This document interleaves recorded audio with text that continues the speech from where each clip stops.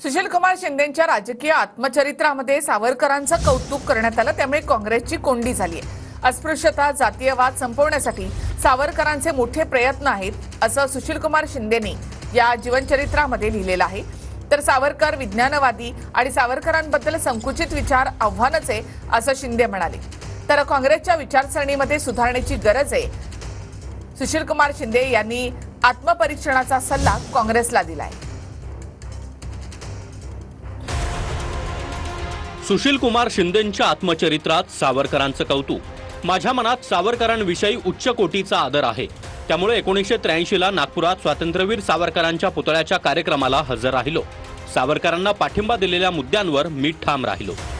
अस्पृश्यता आणि जातीयवाद संपवण्यासाठी सावरकरांनी मोठे प्रयत्न केले। मी स्वतः मागासवर्गातील असल्यानं सावरकरांच्या प्रयत्नांचे मला विशेष महत्त्व वाटते। सावरकरांचा मुद्दा निघाला की त्यांच्या हिंदुत्ववादी विचारसरणीवर इतका भर का दिला जातो याचं मला आश्चर्य वाटतं, कारण त्यांच्या व्यक्तिमत्वाला अनेक पैलू आहेत। प्रदीर्घ काळ राजकारणामध्ये काम केल्यानंतर मला वाटतं की काँग्रेसच्या विचारसरणीमध्ये सुधारणा घडवून आणण्याची गरज आहे।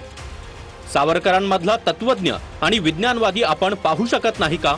वास्तविक सामाजिक समता आणि दलितांच्या उद्धाराचा मुद्दा घेऊन सावरकर उभे राहिले। सावरकरांबद्दलचे संकुचित विचार हे आपल्या समोरचं एक आव्हान आहे।